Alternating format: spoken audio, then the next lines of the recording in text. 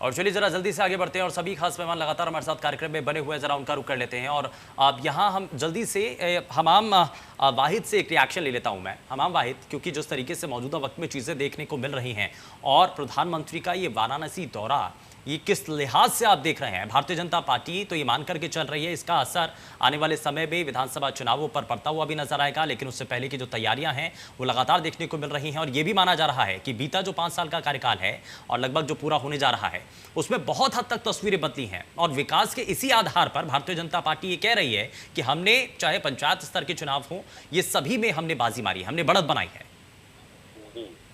प्रधानमंत्री जी के वाराणसी दौरे का हम सभी लोग स्वागत करते हैं, लेकिन वाराणसी की जनता को ये आशा है कि क्या प्रधानमंत्री तीसरी वेव की तैयारी के लिए समीक्षा करेंगे कि लोगों को मतलब हॉस्पिटल में बेड्स है, कहीं ऐसा ना हो जो पहले वाला दृश्य नजर आ जाए, गंगा में बहती हुई लाशें मिले।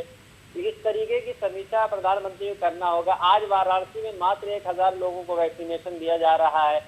वैक्सीनेशन को बचाने की केंद्र सरकार की तरफ से आदेश हो रहा है। भाई क्या प्राथमिकता है, वैक्सीन बचाना है या लोगों को बचाना है?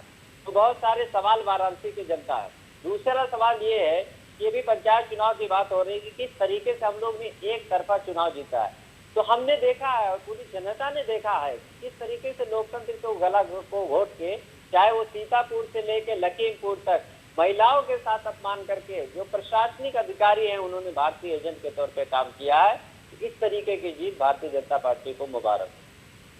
नहीं तो इसमें कांग्रेस पार्टी का जो अपना गढ़ था, कांग्रेस पार्टी उसको नहीं बचा पा रही है। जो अपने इलाके हैं कम से कम वहां पर तो मजबूती दिखाई जाए, वहां पर तो अपनी सीटें निकलें। 270 सीटों पे मजबूती से चुनाव लड़ा, लेकिन ये जो तरीका अपनाया गया, जिस तरीके से भारतीय जनता पार्टी के गुंडे ने वहां पे प्रदर्शन किया, लोगों के पर्चे फाड़ दिए, लोगों को नॉमिनेशन करने नहीं दिया, एक तरीके से लोकतंत्र के आंख में धूल झोंक कर चुनाव जीतने का प्रयास किया गया। ठीक है, मैं जरा जल्दी से इस पर रिएक्शन ले लेता हूं आलोक वर्मा जी से। आलोक जी जरा जवाब दीजिए। और ये कहा जा रहा है कि कोरोना की 3rd वेव से पहले तैयारियों को मुकम्मल किया जाए, इस पर भी नजर होनी चाहिए। और इसका यहाँ पर नज़ीर देखने को मिलेगी प्रधानमंत्री का, क्योंकि इस पूरे कार्यक्रम के दौरान एक सेक्शन वो भी है जहां पर वो मौजूदा वक्त में जो व्यवस्थाएं बनाई गई हैं कोरोना संक्रमण से निपटने के लिए, उन सभी चीजों का जायजा भी लेंगे वो। तो वही भाई साहब से मैं कहना चाह रहा था, शायद आज वो उन्होंने सुबह अखबार नहीं पढ़ा, सीधे वो स्टूडियो में आ गए और सीधे आपकी डिबेट में आ गए। प्रधानमंत्री जी चिंतित हैं इस पर, और आपको भी पता होगा कि किस तरीके से हमने उत्तर प्रदेश में कोविड पे नियंत्रण पाया है। आज भी जब बनारस में वो आ रहे हैं तो बीएचयू में वो डॉक्टरों से बात करेंगे, जो लोग कोरोना के लिए चिंतित हैं, जो लोग काम करते हैं, अधिकारियों से भी वो बात करेंगे। और जो तीसरे दौर की बात बार बार कही जा रही है कि हिंदुस्तान में आ सकता है तीसरा दौर, उससे निपटना थोड़ा मुश्किल होगा, उसके लिए भी निश्चित रूप से प्रधानमंत्री जी चिंतित हैं। तो लगातार वो बात कर रहे हैं। मुझे लगता है वाहिद जी को इस पर चिंता नहीं करनी चाहिए। वाहिद जी फिलहाल कांग्रेस पार्टी की चिंता करें, किस तरीके से कांग्रेस पार्टी भारत में मजबूत हो सकती है, उत्तर प्रदेश में मजबूत हो सकती है। अपने हालात वो देख ही चुके हैं। कभी कांग्रेस पार्टी, जो हमारे एक साथी कहा करते हैं कांग्रेस से जुड़े हुए, कि हिंदुस्तान में उसका राज चलता था, लेकिन आज वो कहाँ पहुंच गए हैं, किस हालात में वो पहुंच गए हैं। और उनको इस पर मंथन करना चाहिए कि वो इस हालात पे पहुंचे किस लिए हैं। क्योंकि पूरे कोविड पीरियड की उन्होंने बात की, कोरोना की बात की उन्होंने, लेकिन उन्होंने कभी नहीं बताया कि उनके जो लीडर्स थे, उनके राहुल गांधी जी, उनकी जो प्रियंका गांधी जी थी, जो प्रभारी भी हैं उत्तर प्रदेश की, वो कहां पर थी। मैंने तो लगातार देखा कि वो ट्विटर पे राजनीति करती थी। बहुत सारे विरोधी दल जिनको साथ मिलकर खड़े होना चाहिए था, बहुत सारे संगठन बहुत देश दुनिया में खड़े भी हुए सत्ता के संगठन के साथ, लेकिन ना कांग्रेस के साथ ही खड़े हुए, ना समाजवादी पार्टी के साथ ही खड़े हुए। तो कभी उनको अपने नेतृत्व से भी सवाल करना चाहिए कि जब देश दुनिया मुश्किल में थी, उत्तर प्रदेश मुश्किल में था, तो वो घरों में क्यों बैठे थे, वो चिड़िया उड़ाने का काम क्यों कर रहे थे। तो मुझे लगता है कि वाहिद जी को अभी कांग्रेस की चिंता करनी चाहिए। देश की और उत्तर प्रदेश की चिंता हम कर लेंगे और उनको नतीजा भी दिख रहा होगा। आप पंचायत चुनाव में कुछ भी कह लीजिए, लेकिन शानदार प्रदर्शन हमने किया है। आप अपने गढ़ में भी आप रुक नहीं पाए। रायबरेली में आपकी क्या हालत हुई, अमेठी में आपकी क्या हालत हुई, पूरे उत्तर प्रदेश में क्या हालत हुई वाहिद साहब की, वो अच्छी तरीके से जानते हैं। तो फिलहाल उनको इस पर हमारी चिंता करने के अलावा, उत्तर प्रदेश की चिंता करने के अलावा, क्योंकि उत्तर प्रदेश को हमारे हवाले किया है भारत को, उत्तर प्रदेश की जनता ने, पूरे देश की जनता ने भारत को मोदी जी के हवाले किया। उत्तर प्रदेश की चिंता योगी जी कर रहे हैं। तो मुझे लगता है वाहिद साहब को बहुत चिंता करने की जरूरत नहीं है। आपने वाहिद जी, आपकी क्या पॉलिसी है? सवाल भाई थोड़ा पढ़ेंगे, थोड़ा पढ़ेंगे। आजकल तो सब कुछ आजकल तो वाहिद साहब सब कुछ इंटरनेट पे है। वाहिद साहब, अरे वाहिद साहब, बहस इस तरीके से नहीं होती। सुन लीजिए आपने पॉलिसी क्या है। आप थोड़ा पढ़ेंगे, लिखेंगे, थोड़ा गूगल करेंगे, आपको दिख जाएगा। आजकल तो सब कुछ आकाश में मौजूद है, सारा कुछ इंटरनेट पे मौजूद है। हमने क्या कामयाबी पाई है वो हम बता सकते हैं।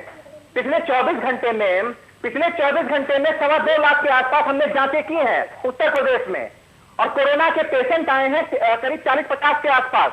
तो हमारी ये कामयाबी है। दूसरी चीज हमें आपको समझाने की जरूरत नहीं है। देखिए वाहिद साहब, कांग्रेस को समझाने हम नहीं निकलेंगे। हमने जनता को समझाया है, जनता अच्छी तरीके से समझ रही है। 2022 में हम कहां पहुंचने जा रहे हैं उसका अंदाजा आपको लग गया। कुछ समय पहले आप ही कह रहे थे कि हम सेमीफाइनल के चुनाव में हैं। आज सेमीफाइनल को दूसरे तरीके से आप देख रहे हैं। ठीक है। तो जनता हमें कहां ले जाना चाहती है, 2022 में हम कहां पहुंचने वाले हैं, वो आपको अच्छी तरीके से दिख जाएगा। आपको बहुत चिंता करने की जरूरत नहीं है। ठीक है। हमाम वाहिद, जरा ये तो बताइए कि प्रियंका गांधी के आने का जो कार्यक्रम था उसको पोस्टपोन किया गया, कारण क्या रहे हैं, क्यों आखिर पोस्टपोन किया गया? और जब आप सभी राजनीतिक दल अपनी ताकत अब उत्तर प्रदेश में लगा भी रहे हैं, सब पहुंच रहे हैं, देख भी रहे हैं, तो ऐसे में इतनी ढिलाई क्या कारण है? मजबूती के साथ ये चुनाव लड़ना है ना। दौरा पोस्टपोन नहीं किया गया, डिले हुआ है। और कल प्रियंका गांधी जी लखनऊ आ रही हैं। लगातार वो अपने कार्यकर्ताओं से संबोधित करेंगी, लोगों के साथ बैठक करेंगी, लोगों से मुलाकात करेंगी। आपने देखा होगा 2017 के बाद से उत्तर प्रदेश में अगर कोई मुख्य विपक्षी दल है वो कांग्रेस पार्टी। हमारे अध्यक्ष के 70 से ज्यादा मुकदमे लिखे गए, 1 लाख से ज्यादा कार्यकर्ताओं को जेल में ठूसने का प्रयास किया गया। ये गोभी बैरी सरकार ने किया है। लोग पूछ रहे हैं कि प्रियंका गांधी जी कहाँ है? हाथरस में कौन था? प्रियंका गांधी जी जब हाथरस से लोगों से मिलने, लोग जाने से रोक रहे थे भारतीय जनता पार्टी के गुंडे, और भारतीय जनता पार्टी के गुंडे लोग। सर बार ये सवाल उठा दिया जाता है कि गेस्ट अपीयरेंस है, बस बीच में साल 6 महीने में कभी एक बार आ जाते हैं, कोई एक बड़ा विषय हाथ लगता है, उसके बाद आते हैं, फिर चले जाते हैं, फिर गायब हो जाते हैं। और कांग्रेस पार्टी के कार्यकर्ता यही तो सवाल उठा रहे हैं कि हमारा नेता नहीं है हमारे साथ, हम कहां लड़ाई लड़े। जनता के कांग्रेस पार्टी मैदान में पूरी तरीके से है। जो बीच में कोरोना काल की वजह से प्रोग्राम स्थगित हुआ है, उसके मद्देनजर हम लोगों की एक्टिविटी कम हुई, लेकिन लगातार चाहे वो कोरोना स्थगित क्या हुआ है? आप ट्विटर पे रहे, आप सोशल मीडिया पे रहे, कभी जमीन पे तो आप रहे नहीं। आप ट्विटर से सवाल उठाते रहे। देश को आपकी जरूरत थी, जब उत्तर प्रदेश को आपकी जरूरत थी, तो आप सोशल मीडिया में नजर आए। मुझे तो देश दुनिया के हजारों उदाहरण याद है जो विपक्षी दल और दूसरे संघों सरकार के साथ आके खड़े हुए। इस महामारी में मुझे लगता है विपक्ष का भी कुछ करते था। आप केवल सोशल मीडिया पे खड़े होने के अलावा, चिड़िया उड़ाने के अलावा, गौरैया उड़ाने के अलावा आपने कुछ नहीं किया। आप कभी जमीन पे नजर आते हैं? वाहिद साहब छुपा ले गए। प्रियंका गांधी जी आने वाली थी, लेकिन इसी बीच नरेंद्र मोदी जी का गाना लग गया। प्रियंका गांधी पीछे चली गई क्योंकि उनको मीडिया में तवज्जो नहीं मिलती। तो वाहिद साहब अच्छी, चलिए ठीक है, मैं थोड़ा सा आगे बढ़ता हूँ। ठीक है, मैं सभी खास मेहमान लगातार हमारे साथ कार्यक्रम में बने हुए हैं। सर आप हमारे साथ बने रहिए, लेकिन राजन मिश्रा हमारे साथ हमारे संवाददाता सीधे जुड़ चुके हैं, जरा सीधा उनका रुख कर रहे हैं। राजन, क्या अभी तक अपडेट है, क्या जानकारी है? जी बिल्कुल, पीएम चूंकि यहाँ पे पहुंच चुके हैं और अंदर वो जो है अभी मौजूद है। यहाँ पे जो मुख्यमंत्री हैं उत्तर प्रदेश के और राज्यपाल जो हैं वो भी अंदर मौजूद हैं, लोगों से मुलाकात कर रहे हैं। प्रधानमंत्री अभी यहाँ से वो जो है IIT BHU के लिए प्रस्थान नहीं किया। यहाँ से जल्द ही वो हेलीकॉप्टर के जरिए हेलीपैड IIT BHU कैंप में जाएंगे, वहाँ पे जो है वो जनसभा को संबोधित करेंगे। फिलहाल प्रधानमंत्री यहाँ पे पहुंच गए हैं, गतिविधियां तेज हो गई हैं। भारतीय जनता पार्टी के जो नेता यहाँ पे मौजूद थे पहले से, वो लोग अंदर से उनके निकलने का सिलसिला शुरू हो गया है। वो लोग जो कार्यक्रम स्थल वहाँ के लिए प्रस्थान कर रहे हैं और रूट जो है वो डाइवर्ट किया गया है। प्रधानमंत्री की सुरक्षा में कोई चूक न हो, इसको लेके भारी सुरक्षा बल जो है तैनात है। एयरपोर्ट के अंदर से लेके बाहर तक जो है पूरे सुरक्षाकर्मी तैनात है। यहाँ हम एयरपोर्ट की तस्वीर एक बार आपको फिर से दिखाएं। अभी प्रधानमंत्री जो है वो इसी एयरपोर्ट पे, जो LVS एयरपोर्ट है बाबतपुर का, वाराणसी का, यहाँ पे वो मौजूद है, इसी के अंदर है। और आप देखिए किस तरह से यहाँ पे जो है चेकिंग करने के बाद ही लोगों को अंदर जाने के दिया जा रहा है। डॉग स्क्वाड यहाँ पे मौजूद है, काफी जो सुरक्षा के जवान है वो यहाँ पे लगे हुए हैं। किसी को भी बाहरी जो व्यक्ति है बिना परमिशन के किसी को यहाँ आने की अनुमति नहीं है। संदिग्ध जो दिख रहे हैं उनसे पूछताछ की जा रही है, कोई भी चूक न हो उसके लेके जो है पूरा प्रशासन जो है वो अलर्ट है। और प्रधानमंत्री अभी यहाँ मौजूद है, बस कुछ ही मिनटों में प्रधानमंत्री यहाँ से IIT BHU के खेल मैदान के लिए प्रस्थान करने वाले हैं। शुभेंदु। बिल्कुल, और अब आगे का जो पूरा रूट प्लान है वो भी लगातार हम अपने सभी दर्शकों तक पहुंचा रहे हैं। और साथ ही साथ इस दौरान राजन, क्योंकि ये माना जा रहा है कि न सिर्फ यहाँ पर जो सौगात है प्रदेश की जनता के लिए और खास करके वाराणसी की जनता के लिए, न सिर्फ वो होगी बल्कि कोरोना संबंधी जो गाइडलाइंस हैं किस तरीके से उनका पालन किया जा रहा है या फिर अब किस तरीके से व्यवस्थाएं इस दौरान की गई हैं और कोरोना से कैसे निपटा जा रहा है, इन सभी चीज़ों को लेकर के बारीकी के साथ नजर बनाई जाएगी। इस पर भी फीडबैक लिया जाना है। जी बिल्कुल, प्रधानमंत्री नरेंद्र मोदी जब वो जो है जनसभा को संबोधित करने के बाद वहां से फिर वो जो है जो जापान और भारत की मित्रता का प्रतीक रुद्राक्ष कन्वेंशन सेंटर है उसका उद्घाटन करेंगे। उसके बाद फिर वो BHU के मातृ शिशु जो है उसमें हॉस्पिटल में जाएंगे और वहाँ पे जो है वो जो सुरक्षा व्यवस्था का जायजा लेंगे। वहाँ के जो डॉक्टर हैं, वहाँ पे जो अधिकारी कर्मचारी है, उनसे वो वार्ता करेंगे किस तरह से जो कोरोना की तीसरी लहर है उसको लेकर तैयारियां की गई हैं, क्योंकि दूसरी लहर जब सामने आई तो उसमें जो है किस तरह से प्रदेश के मुख्यमंत्री योगी आदित्यनाथ ने तत्परता दिखाते हुए जो है पूरी स्थिति को जो है कंट्रोल में किया। वो खुद जो है जिलों में भ्रमण करते रहे और जो स्वास्थ्य विभाग है उसको उन्होंने अलर्ट करके रखा था। और अब जब तीसरी लहर आने वाली है, ऐसे में जो यूपी गवर्नमेंट है उसने किस तरह से तैयारी करके रखी है इसको लेके, इस बार प्रधानमंत्री नरेंद्र मोदी जब वाराणसी आ रहे हैं, दौरे पे आ रहे हैं, तो वो जो है इसका पूरा जायजा लेंगे और डॉक्टरों से और अधिकारियों से, खुद मुख्यमंत्री से बात करेंगे आखिर किस तरह से तीसरी लहर से निपटने के लिए जो है प्रदेश में इंतजाम किए गए हैं। बिल्कुल राजन, मैं जरा वापस रुद्राक्ष कन्वेंशन सेंटर को लेकर के हम बात करें, क्योंकि सभी के केंद्र में वो सेंटर है, क्योंकि न सिर्फ ये भारत जापान की बीच जो मैत्री है उसको दिखाता है, उसको दर्शाता है, बल्कि ये आने वाले समय में एक बड़ा हब बन जाएगा। इसके ऊपर ध्यान ज़्यादा केंद्रित किया जा रहा है। इसी क्या क्या इसमें चीज़ें होंगी, इसके बारे में अभी तक और कुछ जानकारी मिल रही है? जी बिल्कुल, ये जो रुद्राक्ष कन्वेंशन सेंटर है इसमें जो है रुद्राक्ष लगाए गए हैं और जब लाइटिंग पड़ती है तो इसकी शोभा जो है वो देखने योग्य रहती है, काफी दिव्य अलौकिक लगता है। और वाराणसी काशी में ये कन्वेंशन सेंटर जो बन रहा है इससे जो है काफी जो है वाराणसी की जो शोभा है उसमें चार चांद लगती हुई नजर आएगी। इसकी तस्वीरें हमारे जो अन्य साथी हो वहाँ की आपको जरूर हमारे दर्शकों को दिखाएंगे किस तरह से जो है कन्वेंशन सेंटर बन के तैयार है। फिलहाल हम एयरपोर्ट पे हम यहाँ की तस्वीरें आपको एक बार दिखाएं किस तरह से यहाँ पे सुरक्षा के इंतजाम किए गए हुए हैं, सारे आला अधिकारी यहाँ पे मौजूद हैं। बिल्कुल, ये हम तस्वीरों के जरिए अपने सभी दर्शकों तक वो जानकारी पहुंचा रहे हैं, क्योंकि प्रधानमंत्री गाड़ी में सवार हैं और अब क्योंकि उतरे हैं, जाहिर तौर पर यहां से आगे बढ़ने का उनका कार्यक्रम है। आप ये लगातार तस्वीरें हम अपने सभी दर्शकों तक पहुंचा रहे हैं। यहां आप तस्वीरों के जरिए देख भी सकते हैं आपकी जिस तरीके से प्रदेश स्तर के जो नेता हैं, मुख्यमंत्री हैं, वो यहाँ पर मौजूद हैं। प्रधानमंत्री उनका अभिवादन स्वीकार कर रहे हैं आगे बढ़ते हुए। और राजन, अभी तक इस पर कोई जानकारी है? प्रधानमंत्री क्या आगे वहां से बढ़ चुके हैं क्या? फिलहाल अभी प्रधानमंत्री यहाँ पे अंदर ही मौजूद है, यहाँ से वो प्रस्थान नहीं किए हैं, लेकिन कुछ ही मिनटों में वो यहाँ से प्रस्थान करने वाले हैं और सीधा वो हेलीकॉप्टर के जरिए IIT BHU के जो है खेल मैदान में जाएंगे, वहाँ पे जनसभा को संबोधित करेंगे। फिलहाल यहाँ पे मुख्यमंत्री योगी आदित्यनाथ और राज्यपाल जो उत्तर प्रदेश की वो मौजूद हैं। कई बड़े नेता जो हैं बीजेपी के वो यहाँ पे मौजूद है जिनसे प्रधानमंत्री लगातार मिल रहे हैं, उन लोगों से वार्ता करें। उसके बाद बस कुछ ही मिनटों में प्रधानमंत्री नरेंद्र मोदी यहाँ से IIT कैंप के लिए प्रस्थान करने वाले हैं। शुभेंदु।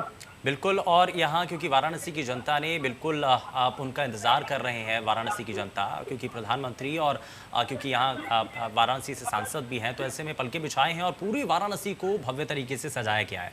तैयारियाँ इसको लेकर के पहले से ही की जा रही थी, तैयारियों को मुकम्मल किया गया है, लेकिन तस्वीर आज वाराणसी की बहुत अलग नज़र आ रही है। राजन, पूरी तरीके से सजाया गया वाराणसी को।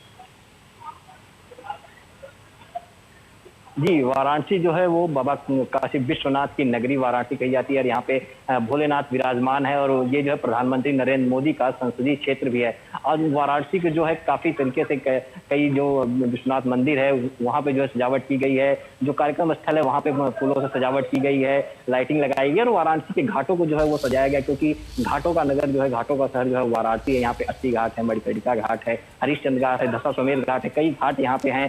बिल्कुल राजन, और ये BHU कैंपस में प्रधानमंत्री नरेंद्र मोदी पहुंच चुके हैं, BHU कैंपस पहुंच चुके हैं, क्योंकि यहां से अब आगे का जो कार्यक्रम है वो बदलता हुआ नजर आएगा, क्योंकि जिस तरीके से एयरपोर्ट से निकल करके अब BHU कैंपस में पहुंच चुके हैं प्रधानमंत्री नरेंद्र मोदी। और ये तस्वीरें लगातार हम आपको दिखा भी रहे हैं, साथ ही साथ अब हेलीपैड पर पहुंच करके हेलीकॉप्टर के जरिए आगे वो बढ़ेंगे और उसके बाद MCH विंग में वो जाएंगे। और इसी तरीके से जो उनका पूरा कार्यक्रम है, आगे का रूट प्लान है, वो आगे रहेगा। संपूर्णानंद विश्वविद्यालय जाएंगे और उसके बाद रुद्राक्ष कन्वेंशन सेंटर पहुंचेंगे और अब से कुछ ही देर बाद जब रुद्राक्ष कन्वेंशन सेंटर में पहुंचेंगे तो ये भारत और साथ ही साथ जापान के बीच में जो दोस्ती है, मित्रता है। और ये आप तस्वीरें देख रहे हैं, प्रधानमंत्री जो कि BHU पहुंचे हैं, तस्वीरें आप देख रहे हैं, जनता वहां पर बहुत हद तक है और जनता का ये देखिए जोश यहां पर नजर आता है। प्रधानमंत्री के पहुंचते ही जो जनता के बीच में एक उत्साह है वो यहां बनता हुआ देख पा रहे हैं और ये काबिले तारीफ है। एक अलग तरीके की तस्वीरें होती हैं, अपने सांसद को देखना, प्रधानमंत्री को देखना और एक बड़ी सौगात के साथ, क्योंकि जनता यही चाहती है कि अपने इलाके के अंदर बहुत हद तक बदलाव देख पाएं और जब उनको साक्षात अपनी आंखों से देख करके, बदलाव को देख करके वो खुश होते हैं। तो ये आप तस्वीरें भी देखिए कि किस तरीके से अपने प्रधानमंत्री का सभी जनता इस वक्त हाथ हिला करके उनका स्वागत कर रही है और इस स्वागत को, इस अभिवादन को स्वीकार करते हुए प्रधानमंत्री नजर भी आ रहे हैं। माननीय प्रधानमंत्री जी, काशी की इस नगरी में जो आपकी नगरी है, आपके चरणों में हमारा प्रणाम। साथ ही हम स्वागत करते हैं माननीय राज्यपाल महोदया का, माननीय मुख्यमंत्री महोदय का और मंच पर आसीन माननीय प्रदेश अध्यक्ष भारतीय जनता पार्टी माननीय श्री स्वतंत्र देव सिंह जी का, मंच पर विराजमान माननीय मंत्रीगण, माननीय श्री अनिल राजभर जी, माननीय डॉक्टर नीलकंठ तिवारी जी और माननीय श्री रविंद्र जायसवाल जी, सभी का स्वागत, अभिनंदन और वंदन। हम सब ने देखा है कि माननीय प्रधानमंत्री जी ने अपने अथक परिश्रम और प्रतिबद्धता से विगत 7 वर्षों में काशी की इस नगरी में विकास की अविरल गंगा बहाई है। हमने देखा है कि काशी, नई काशी परंपरागत स्वरूप को बनाए रखते हुए आधुनिक सुविधाओं और संसाधनों से युक्त होकर आज स्मार्ट काशी के रूप में उभर रही है। ये कायाकल्प माननीय प्रधानमंत्री जी के संकल्पों का फल है। मैं माननीय मुख्यमंत्री जी से अनुरोध करूंगी कि हम सब की ओर से माननीय प्रधानमंत्री जी को अंग वस्त्र भेंट कर उनका स्वागत करें, अभिनंदन करें और आप सब अपनी भावनाओं के पुष्प जोरदार तालियों के माध्यम से मंच तक पहुंचाएंगे।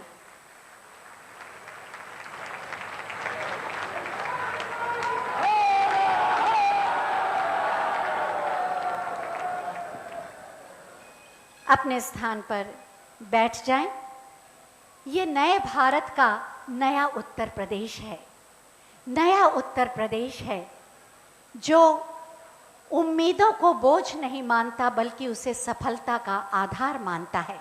ये नया उत्तर प्रदेश है जो प्रतिभा को प्रोत्साहन देता है और उनके स्वप्नों को साकार करने के लिए अवसर और संसाधन मुहैया कराता है। ये नया उत्तर प्रदेश है जो नित्य नवीन कीर्तिमानों को रचने की सामर्थ्य रखता है। नए भारत के इस नए उत्तर प्रदेश के शिल्पकार हैं माननीय मुख्यमंत्री माननीय श्री योगी आदित्यनाथ जी। हम बहुत ही आदर के साथ उनसे अनुरोध करेंगे कि हम सब की ओर से माननीय प्रधानमंत्री जी का स्वागत करें आपकी जोरदार तालियों के साथ।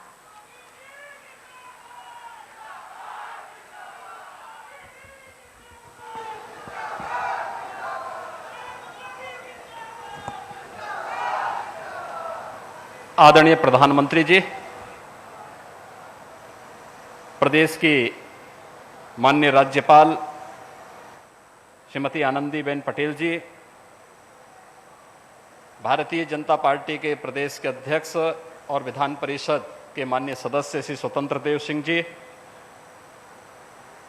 प्रदेश सरकार में मेरे सहयोगी मंत्रीगण श्री अनिल राजभर जी, डॉक्टर नीलकंठ तिवारी जी, श्री रविंद्र जायसवाल जी,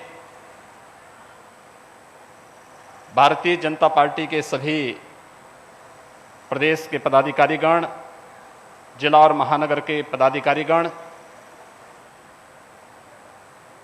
और उपस्थित सभी भाइयों बहनों,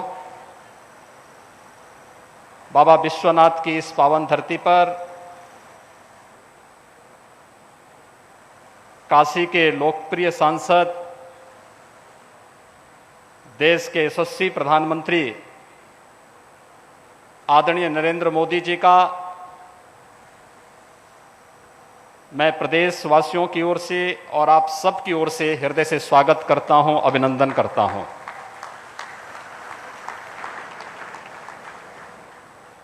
भाइयों बहनों,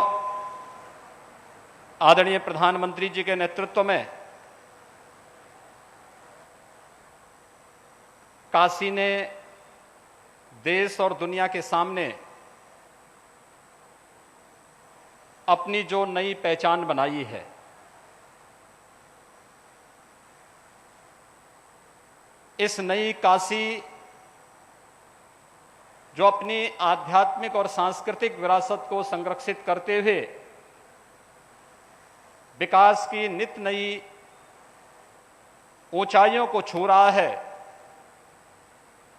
वह नई काशी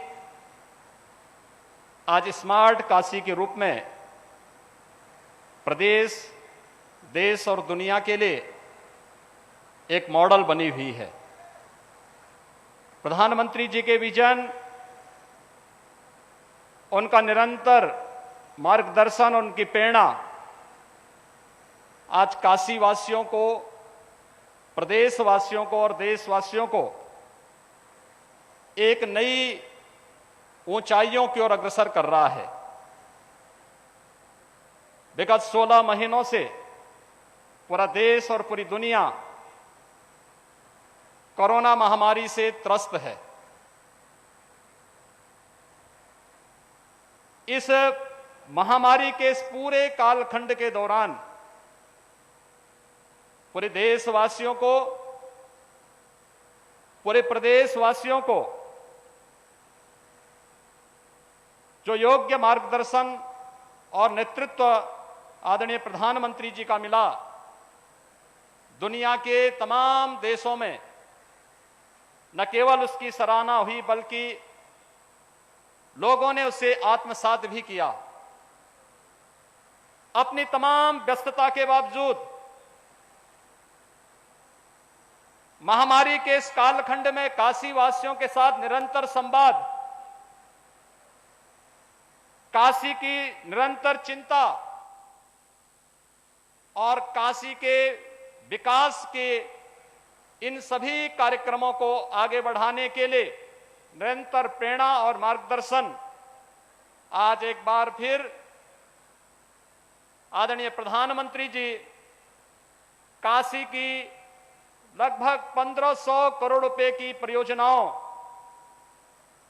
के लोकार्पण और शिलान्यास के लिए हमारे बीच में बाबा विश्वनाथ की इस पावन नगरी में, देश की इस सांस्कृतिक राजधानी में अपना मार्गदर्शन और प्रेरणा प्रदान करने के लिए हम सबके बीच में उपस्थित हैं। मैं इस अवसर पर आप सबकी ओर से आदरणीय प्रधानमंत्री जी का हृदय से अभिनंदन करता हूं, स्वागत करता हूं।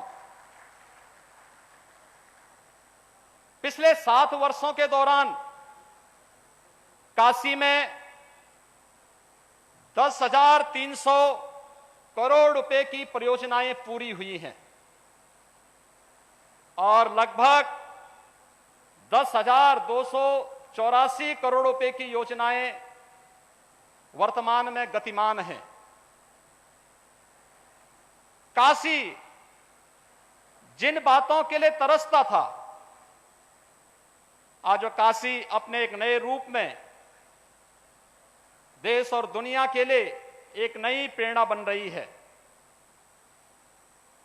स्वास्थ्य का हो, इंफ्रास्ट्रक्चर का हो, शिक्षा, पेयजल, हर एक क्षेत्र से जुड़ी हुई इन परियोजनाओं का लोकार्पण और शिलान्यास का कार्यक्रम आज आदरणीय प्रधानमंत्री जी की प्रेरणा से, उनके कर कमलों से यहां पर संपन्न होने जा रहा है। अपनी तमाम राष्ट्रीय और अंतर्राष्ट्रीय व्यस्तताओं के बावजूद आदरणीय प्रधानमंत्री जी ने एक संवेदनशील जनप्रतिनिधि के रूप में, देश के यशस्वी प्रधानमंत्री के रूप में अपना समय अपने संसदीय क्षेत्र के लिए निकाला और समय समय पर अपना मार्गदर्शन भी देते हैं। मैं इसके लिए हृदय से आभार व्यक्त करते हुए काशी वासियों की ओर से, प्रदेशवासियों की ओर से आदरणीय प्रधानमंत्री जी का आज के इस लोकार्पण और शिलान्यास कार्यक्रम के अवसर पर हृदय से स्वागत और अभिनंदन करता हूं। धन्यवाद। जय हिंद।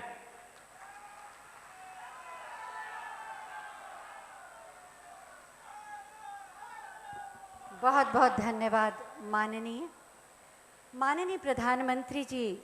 जब काशी आते हैं तो हम सब आह्लादित हो जाते हैं, अभिभूत हो जाते हैं। हम उन्हें माननीय प्रधानमंत्री के रूप में या माननीय सांसद के रूप में ही नहीं देखते, बल्कि हम उन्हें अपने अभिभावक और संरक्षक के रूप में भी देखते हैं। और इसीलिए वो हमेशा बहुत सारे उपहार लेकर आते हैं। आज भी लगभग 1500 करोड़ की परियोजनाओं का उपहार लेकर वो आए हैं, जिसमें से 205 परियोजनाएं जिनका वो शिलान्यास करेंगे और 78 परियोजनाएं जिनका लोकार्पण करेंगे। ये सारी परियोजनाएं शिक्षा, चिकित्सा, स्वास्थ्य, पेयजल, पर्यटन, यातायात, परिवहन, आवास से जुड़ी हैं, जिससे काशी की तस्वीर भी बदलेगी और काशी निवासियों की तकदीर भी बदलेगी। मैं माननीय प्रधानमंत्री जी से बहुत ही आदर के साथ अनुरोध करूंगी कि बटन दबाकर इन समस्त परियोजनाओं का शिलान्यास और लोकार्पण करने की कृपा करें। लगभग 1500 करोड़ की परियोजनाओं का उपहार आज माननीय प्रधानमंत्री जी दे रहे हैं। बटन दब गया और बटन दबते ही शिलापट का अनावरण। लगभग 1500 करोड़ की परियोजनाएं काशी के विकास और समृद्धि के लिए, जिसमें शामिल है अंतर्राष्ट्रीय सहयोग और सम्मेलन केंद्र रुद्राक्ष का लोकार्पण भी। हम आपको बताना चाहेंगे, इस कार्यक्रम के बाद माननीय प्रधानमंत्री जी रुद्राक्ष जाएंगे और वहां विधिवत उसका शुभारंभ करेंगे। बहुत बहुत धन्यवाद माननीय प्रधानमंत्री जी। इन समस्त योजनाओं से काशी की तस्वीर और तकदीर तो बदलेगी ही, साथ ही पूर्वांचल क्षेत्र भी विकास से परिपूरित होगा, समृद्ध होगा। इन्हीं योजनाओं के बारे में विस्तृत जानकारी देने के लिए हम सब ने एक छोटी सी फिल्म बनाई है, आइए देखते हैं।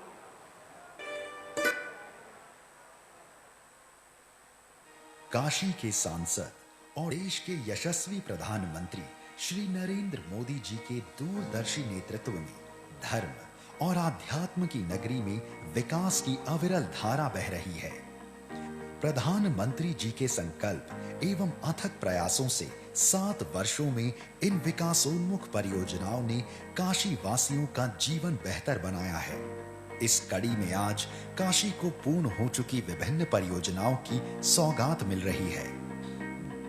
210 करोड़ की लागत से पूर्ण परियोजनाओं में अंतरराष्ट्रीय convention centre Rudraksh, Godowlia multi level 2 wheeler parking एवं शहर के 4 प्रमुख पार्कों का सौंदर्यीकरण, 93 करोड़ 37 लाख की लागत से पंचकोशी परिक्रमा मार्ग का सुदृढ़ीकरण, वाराणसी गाजीपुर रोड पर 3 लेन का ऊपरगामी सेतु का निर्माण एवं 18 ग्रामीण सड़कों के सुदृढ़ीकरण के साथ मरम्मत का कार्य भी पूर्ण कर लिया गया है। 139 करोड़ 19 लाख की लागत से मछोदरी स्मार्ट स्कूल एवं स्किल डेवलपमेंट सेंटर, राजकीय महिला पॉलिटेक्निक में IT ब्लॉक, लैब एवं आवासीय परिसर का निर्माण कार्य पूर्ण हो गया है। 102 करोड़ 76 लाख की लागत से ग्रामीण पेयजल योजना एवं शहर की प्राचीन सीवर प्रणाली के नवीनीकरण के कार्य भी पूर्ण हो चुके हैं। 92 करोड़ 21 लाख की लागत से BHU के शिक्षकों के लिए 80 आवासीय फ्लैट एवं 100 बेड के MCH विंग का निर्माण कार्य पूर्ण हो गया है। 54 करोड़ 67 लाख की लागत से पर्यटन के विकास हेतु गंगा में रो बोट, रामनगर से राजघाट तक क्रूज के संचालन के साथ ही 84 घाटों पर साइनेज एवं शहर के 6 स्थानों पर LED स्क्रीन तथा साउंड सिस्टम एवं रामेश्वर में पर्यटन विकास के कार्य भी पूर्ण कर लिए गए हैं। 35 करोड़ 36 लाख की लागत से नगर के 14 अस्पतालों में PSA oxygen plant, central jail की प्रमुख दीवार के बाहर एक और नई दीवार का निर्माण, करौंदी के ITI परिसर में ड्राइविंग एंड ट्रेनिंग इंस्टीट्यूट की स्थापना के साथ ही कल्लीपुर कृषि विज्ञान केंद्र का निर्माण पूर्ण कर लिया गया है। पूर्ण हो चुकी इन परियोजनाओं से जहां एक तरफ काशी वासियों को शिक्षा, स्वास्थ्य एवं पेयजल सहित बेहतर जीवन शैली की सौगात मिल रही है, तो वहीं दूसरी तरफ पर्यटन भी सुगम हो रहा है। आइए एक नजर डालते हैं उन परियोजनाओं पर जिनका शिलान्यास आज आदरणीय प्रधानमंत्री जी के कर कमलों से हो रहा है। 186.6 करोड़ रुपए की पेयजल आपूर्ति, सीवर लाइन एवं स्काडा ऑटोमेशन की योजना, 31.74 करोड़ रुपए से आर्थिक अपराध अनुसंधान इकाई एवं शूटिंग रेंज का निर्माण की योजना, 119.76 करोड़ रुपए की लागत से ग्रामीण लिंक रोड का पुनर्निर्माण एवं लहर तारा चौका घाट अर्बन प्लेस मेकिंग की योजना, 55.88 करोड़ रुपए की लागत से सीपैट रसायन एवं पेट्रो रसायन विभाग एवं सब्जियों के लिए करखियांव में पैक हाउस के निर्माण की योजना। काशी को मिल रही इन सौगातों के लिए समस्त काशीवासी अपने जनप्रिय सांसद एवं यशस्वी प्रधानमंत्री श्री नरेंद्र मोदी जी के आभारी हैं।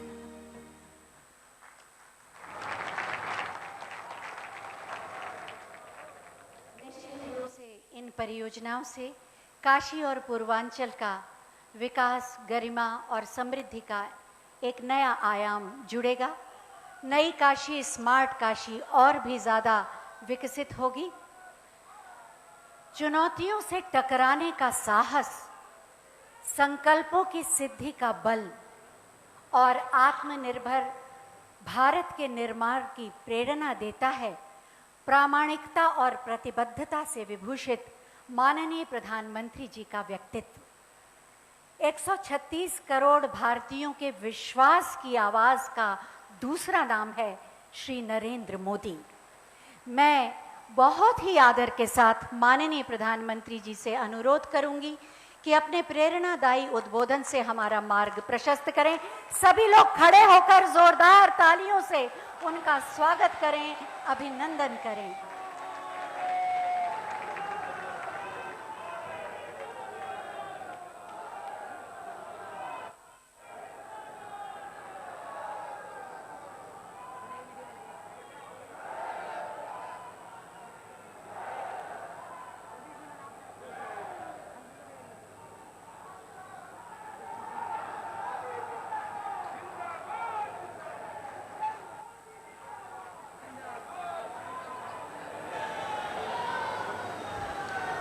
भारत माता की,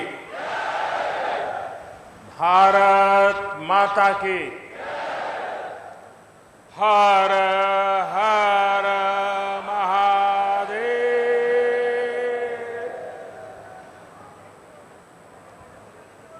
लंबे समय बाद आप सब लोगन से सीधा मुलाकात का अवसर मिलल हो।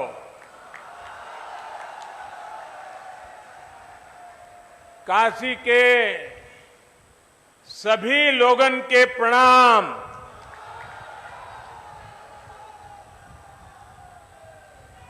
हम समस्त लोग के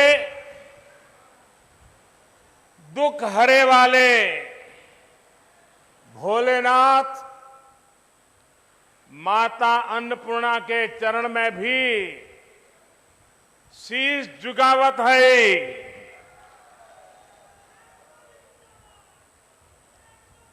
यूपी की राज्यपाल श्रीमती आनंदीबेन पटेल जी, यूपी के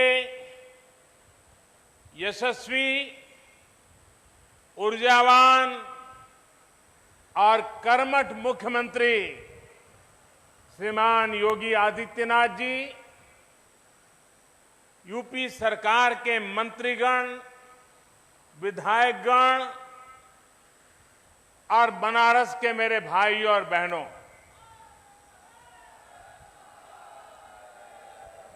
आज काशी के विकास से जुड़े 1500 करोड़ रुपए से अधिक के प्रोजेक्ट्स का शिलान्यास और लोकार्पण करने का अवसर मुझे मिला है। बनारस के विकास के लिए जो कुछ भी हो रहा है वो सब कुछ महादेव के आशीर्वाद और बनारस की जनता के प्रयास से ही जारी है।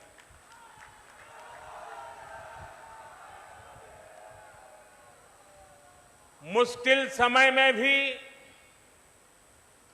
काशी ने दिखा दिया है कि वो रुकती नहीं है, वो थकती नहीं है। बहनों और भाइयों, बीते कुछ महीने हम सभी के लिए, पूरी मानव जात के लिए बहुत मुश्किल भरे रहे हैं। कोरोना वायरस के बदलते हुए और खतरनाक रूप ने पूरी ताकत के साथ हमला किया था, लेकिन काशी सहित यूपी ने पूरे सामर्थ्य के साथ इतने बड़े संकट का मुकाबला किया।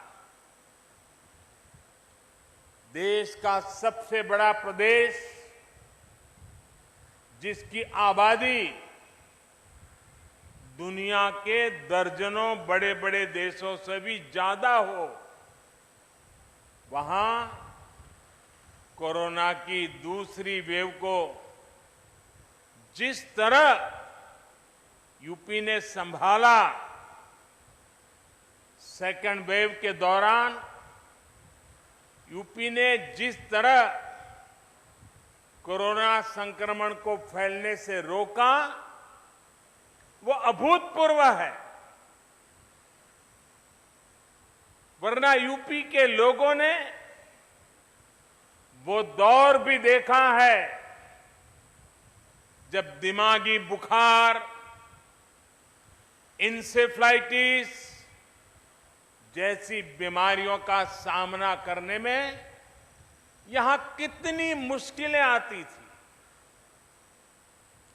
पहले के दौर में स्वास्थ्य सुविधाओं की कमी और इच्छा शक्ति के अभाव में छोटे छोटे संकट भी यूपी में विकराल हो जाते थे।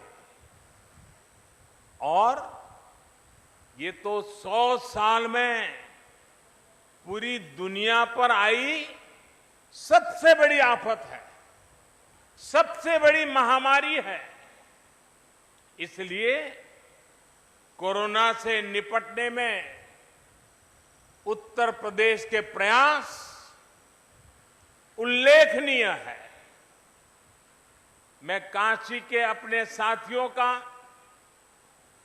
यहां शासन प्रशासन से लेकर कोरोना योद्धाओं की संपूर्ण टीम का विशेष रूप से आभारी हूं।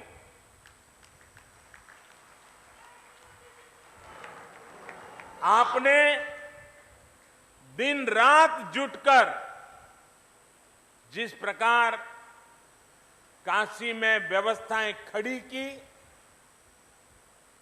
वो बहुत बड़ी सेवा है। मुझे याद है कि आधी रात में भी जब मैं यहां व्यवस्था से जुटे लोगों को फोन करता था तो वो मोर्चे पर तैनात मिलते थे। कठिन समय था, लेकिन आपने प्रयासों में कोई कमी नहीं छोड़ी। आप सभी के ऐसे ही कार्यों का नतीजा है कि आज यूपी में हालत फिर संभलने लगे हैं। आज यूपी कोरोना की सबसे ज्यादा टेस्टिंग करने वाला राज्य है। आज यूपी पूरे देश में सबसे ज्यादा वैक्सीनेशन करने वाला राज्य है। सबको वैक्सीन, मुफ्त वैक्सीन, इस अभियान के माध्यम से गरीब, मध्यम वर्ग, किसान, नौजवान सभी को सरकार द्वारा मुफ्त वैक्सीन लगाई जा रही है। बहनों और भाइयों, साफ सफाई और स्वास्थ्य से जुड़ा जो इंफ्रास्ट्रक्चर यूपी में तैयार हो रहा है, वो भविष्य में भी कोरोना से लड़ाई में बहुत मदद करने वाले हैं। आज यूपी में गांव के स्वास्थ्य केंद्र हो, मेडिकल कॉलेज हो, एम्स हो, मेडिकल इंफ्रास्ट्रक्चर में अभूतपूर्व सुधार हो रहा है। 4 साल पहले तक जहां यूपी में दर्जन भर मेडिकल कॉलेज हुआ करते थे, उनकी संख्या अब करीब करीब 4 गुना हो चुकी है। बहुत सारे मेडिकल कॉलेजों का निर्माण अपने अलग अलग चरणों में है। अभी यूपी में करीब 550 ऑक्सीजन प्लांट्स, 550 ऑक्सीजन प्लांट बनाने का काम भी तेजी से चल रहा है। आज बनारस में ही 14 ऑक्सीजन प्लांट्स का यहां लोकार्पण भी किया गया। हर जिले में बच्चों के लिए विशेष ऑक्सीजन और आईसीयू जैसी सुविधाएं निर्मित करने का जो बीड़ा यूपी सरकार ने उठाया है, वो भी सराहनीय है।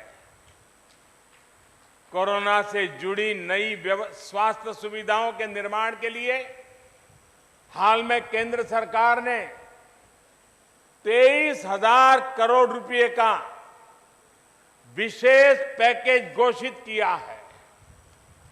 इसका भी बहुत बड़ा लाभ यूपी को होने वाला है। साथियों, काशी नगरी आज पूर्वांचल का बहुत बड़ा मेडिकल हब बन रही है। जिन बीमारियों के इलाज के लिए कभी दिल्ली और मुंबई जाना पड़ता था, उनका इलाज आज काशी में भी उपलब्ध है। यहां मेडिकल इंफ्रास्ट्रक्चर में आज कुछ कड़ियां और जुड़ रही है। आज बच्चों की चिकित्सा से जुड़े अस्पताल काशी को मिल रहे हैं। इनमें से 100 बेड की क्षमता बीएचयू में और 50 बेड जिला अस्पताल में जुड़ रहे हैं। इन दोनों प्रोजेक्ट्स के शिलान्यास का सौभाग्य मुझे मिला था। अब आज इनका लोकार्पण भी हो रहा है। बीएचयू में जो ये नई सुविधा बनी है, थोड़ी देर बाद मैं उसे देखने के लिए भी जाने वाला हूं। साथियों, आज बीएचयू में क्षेत्रीय नेत्र संस्थान का भी लोकार्पण किया गया है। इस संस्थान में लोगों को आंखों से जुड़ी बीमारियों का आधुनिक इलाज मिल पाएगा। भाइयों और बहनों, बीते 7 सालों में काशी अपनी मौलिक पहचान बनाए रखते हुए भी विकास के पथ पर तेजी से अग्रसर है। पूरे क्षेत्र में, चाहे वो नेशनल हाईवे का काम हो, फ्लाईओवर हो या रेलवे ओवरब्रिज हो, या चाहे तारों का जाल दूर करने के लिए पुरानी काशी में अंडरग्राउंड वायरिंग का सिस्टम हो, पेयजल और सीवर की समस्याओं का निदान हो, पर्यटन को बढ़ाने के लिए विकास कार्य हो, सभी में अभूतपूर्व कार्य हुआ है। इस समय भी इस क्षेत्र में लगभग 8,000 करोड़ रुपए की 8,000 करोड़ रुपए की परियोजनाओं पर काम चल रहा है। नए प्रोजेक्ट, नए संस्थान काशी की विकास गाथा को और जीवंत बना रहे हैं। साथियों, काशी की मां गंगा की स्वच्छता और सुंदरता हम सभी की आकांक्षा भी है और प्राथमिकता भी है। इसके लिए सड़क हो, सीवेज ट्रीटमेंट हो, पार्कों और घाटों का सुंदरीकरण हो, ऐसे हर मोर्चे पर काम हो रहा है। पंचकोशी मार्ग का चौड़ीकरण पूरा होने से श्रद्धालुओं को भी सुविधा होगी और इस मार्ग पर पड़ने वाले दर्जनों गांवों का जीवन भी आसान बनेगा। वाराणसी गाजीपुर मार्ग पर जो सेतु है, उसके खुलने से वाराणसी के अलावा प्रयागराज, गाजीपुर, बलिया, गोरखपुर और बिहार आने जाने वालों को भी बहुत आसानी होगी।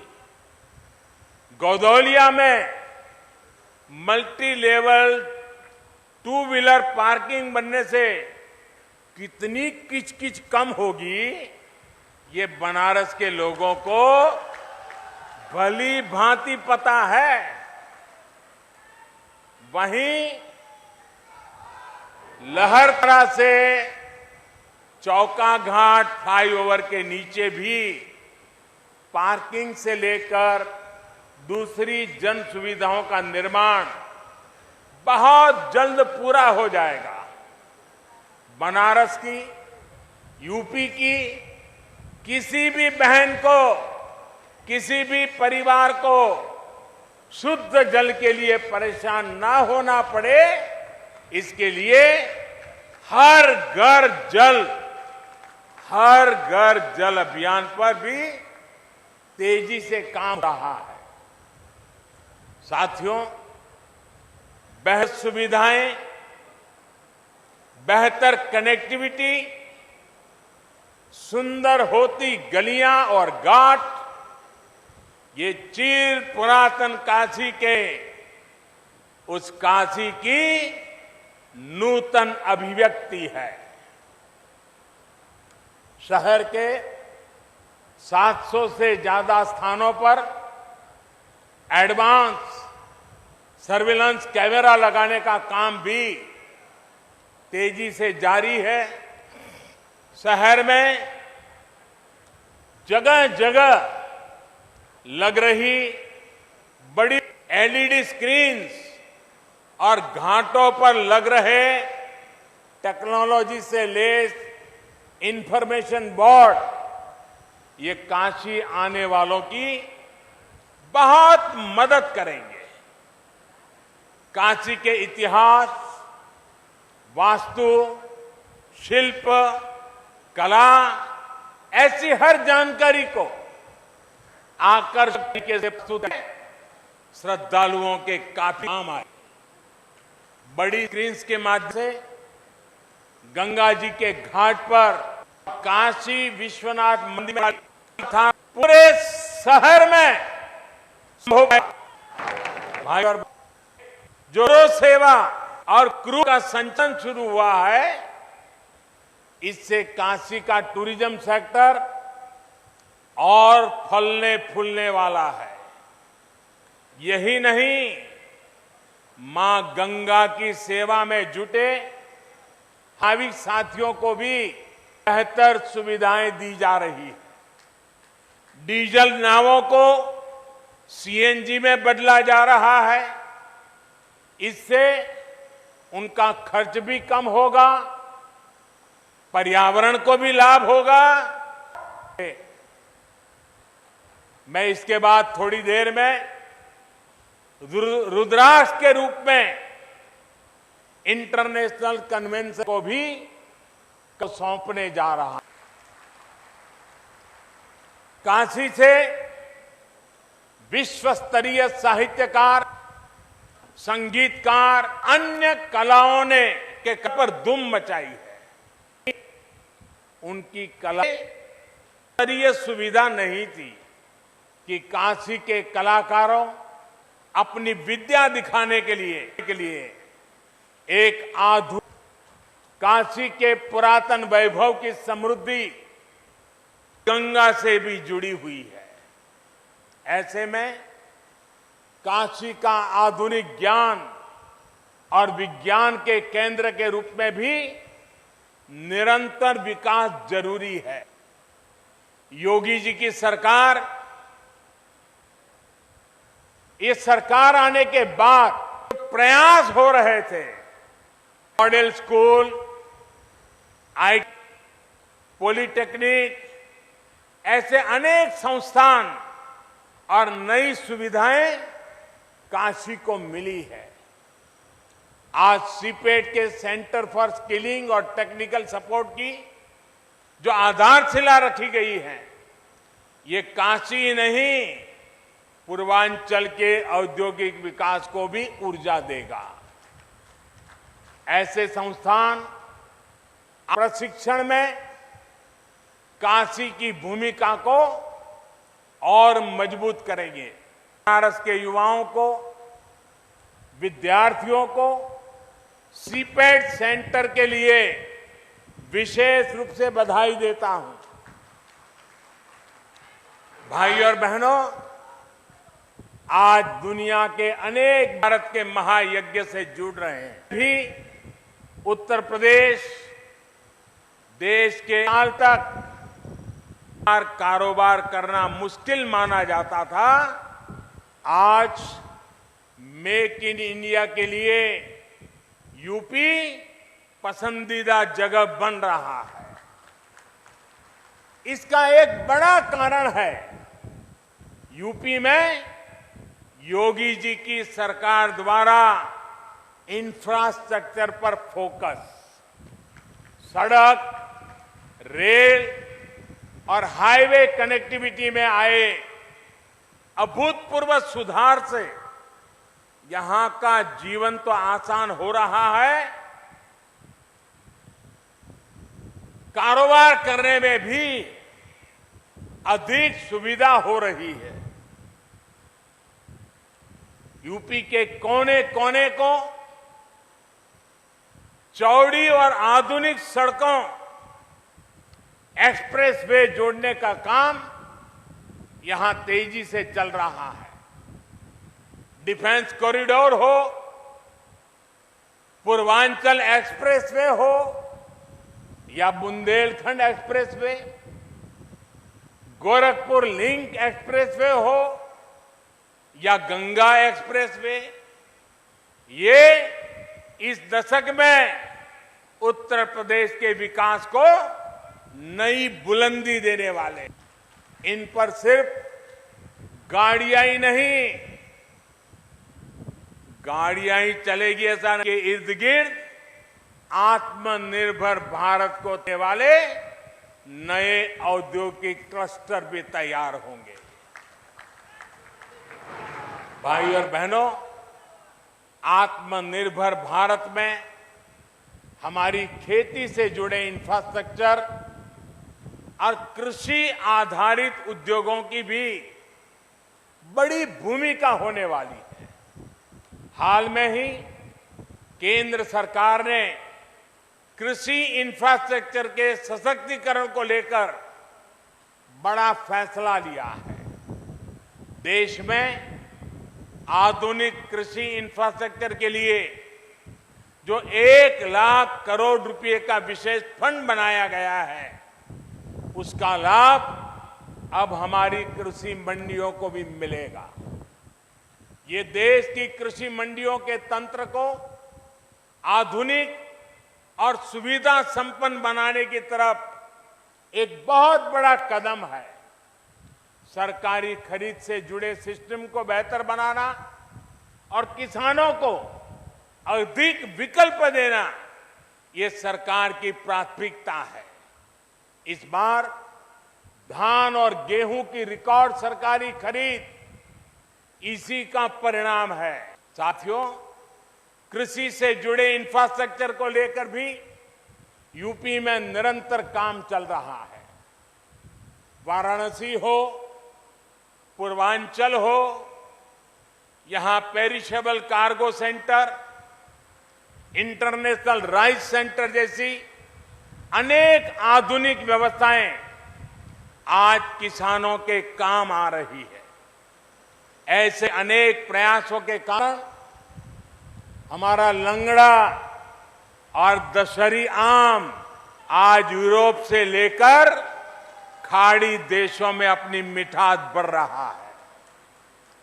आज जिस mango and vegetable integrated pack house का शिलान्यास किया गया है, वही क्षेत्र को एग्रो एक्सपोर्ट हब के रूप में विकसित करने में मदद करेगा। इससे विशेष रूप से छोटे किसानों जो फल सब्जी उगाते हैं, उनको सबसे अधिक लाभ होगा। साथियों, काशी और पूरे यूपी के विकास के इतने सारे कामों की चर्चा मैं इतनी देर से कर रहा हूं, लेकिन ये लिस्ट इतनी लंबी है कि इतनी जल्दी खत्म नहीं होगा। जब समय का अभाव होता है तो मुझे भी कई बार सोचना पड़ता है कि यूपी के कौन से विकास कार्यों की चर्चा करूं, कौन से कार्यों की चर्चा छोड़ दूं। ये सब योगी जी के नेतृत्व और यूपी सरकार की कार्यनिष्ठा का कमाल है। भाई और बहनों, ऐसा नहीं है कि 2017 से पहले यूपी के लिए योजनाएं नहीं आती थी, पैसा नहीं भेजा जाता था। तब भी 2014 में हमें सेवा करने का मौका मिला, तब भी दिल्ली से इतने ही तेज प्रयास होते थे, लेकिन तब लखनऊ में उनमें रोड़ा लग जाता था। आज योगी जी खुद कड़ी मेहनत कर रहे हैं।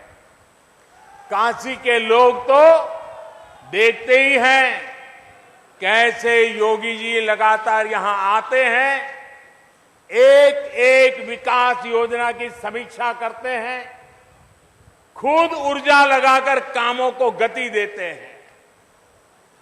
ऐसी ही मेहनत ये पूरे प्रदेश के लिए करते हैं। हर एक जिले में जाते हैं, हर एक काम के साथ खुद लगते हैं। यही वजह है कि यूपी में बदलाव के ये प्रयास आज एक आधुनिक यूपी बनाने में तेजी से आगे बढ़ रहे हैं। आज यूपी में कानून का राज है, माफिया राज और आतंकवाद जो कभी बेकाबू हो रहे थे, उन पर अब कानून का शिकंजा है।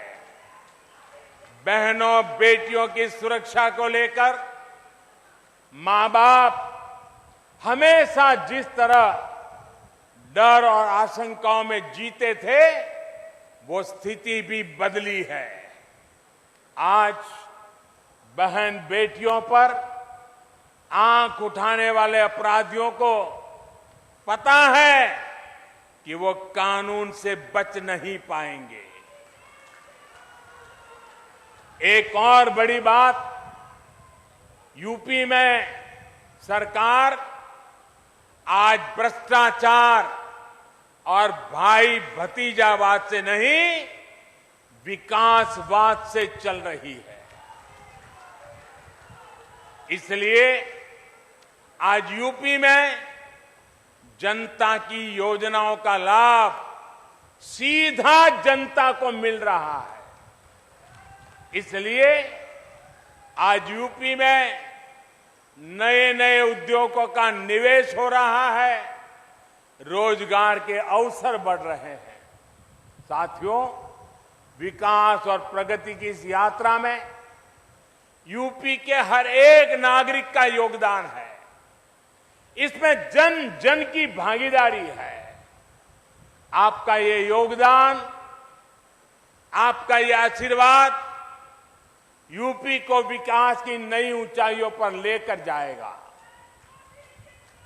एक बहुत बड़ी जिम्मेदारी आपकी ये भी है कि आपको कोरोना को फिर से हावी नहीं होने देना है, क्योंकि कोरोना संक्रमण की दर धीमी जरूर हुई है, लेकिन लापरवाही बढ़ी तो ये प्रचंड लहर में बदल भी सकती है। दुनिया के कई देशों के ये अनुभव आज हमारे सामने हैं।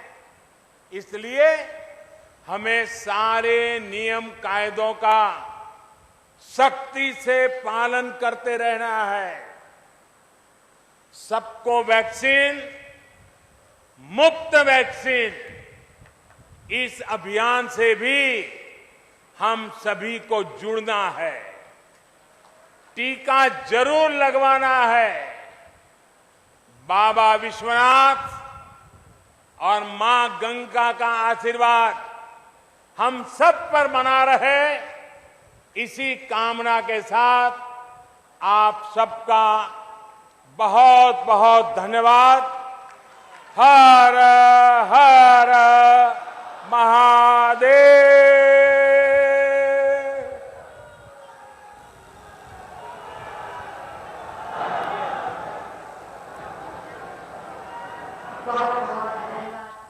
माननीय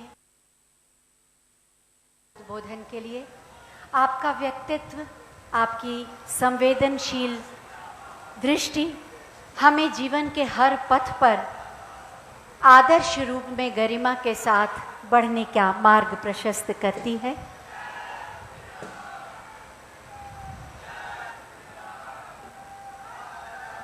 लगभग 1,500 परियोजनाओं का उपहार देकर आपने हमारे स्वर्णिम भविष्य की पृष्ठभूमि को प्रशस्त किया है, मजबूत किया है। बहुत बहुत धन्यवाद माननीय, आपको हमारे प्रणाम। तो प्रधानमंत्री का वाराणसी दौरा, और इस दौरान जब बीएचयू कैंपस पहुंचे प्रधानमंत्री, तो बड़ी सौगात यहां पर वाराणसी की जनता को दी गई है। और प्रधानमंत्री ने 1500 करोड़ रुपए की ये जो बड़ी सौगात है वो आम जनता को दी है। यूपी में आज कानून का राज है, कई चीजों को यहां पर साफ करते हुए प्रधानमंत्री के द्वारा कहा गया कि मौजूदा वक्त में जो स्वास्थ्य सुविधाएं हैं उनको बहुत हद तक मजबूत किया गया है। इसके लिए टेस्टिंग हो चाहे ट्रीटमेंट हो, इन सभी चीजों पर जोर दिया गया है।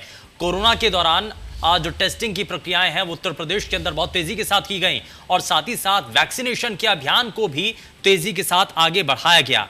उन्होंने कहा कि ऐसा नहीं है कि आज के समय में ही ये केंद्र की तरफ से योजनाएं भेजी जा रही हैं प्रदेश के अंदर, पहले भी इसी तरीके से योजनाएं भेजी जाती थीं, पहले भी ऐसे ही विकास के रास्ते मजबूत करने के लिए फंड दिया जाता था, लेकिन लखनऊ में आकर के रुक जाता था। प्रधानमंत्री ने इस बात का जिक्र किया। प्रधानमंत्री ने कहा कि आतंकवाद पर पूरी तरीके से शिकंजा कसा गया है और इसको लेकर के कानून व्यवस्था स्थापित की गई है। मौजूदा वक्त में भाई भतीजावाद नहीं बल्कि विकासवाद के जरिए आगे रास्तों को मजबूत किया गया है। तो इन सभी बातों का प्रधानमंत्री ने जिक्र किया। उन्होंने कहा कि कोरोना की दूसरी लहर का यूपी ने बड़ी बहादुरी के साथ मुकाबला किया और साथ ही साथ सरकार के साथ साथ आम जनता का इसमें सहयोग देखने को मिला।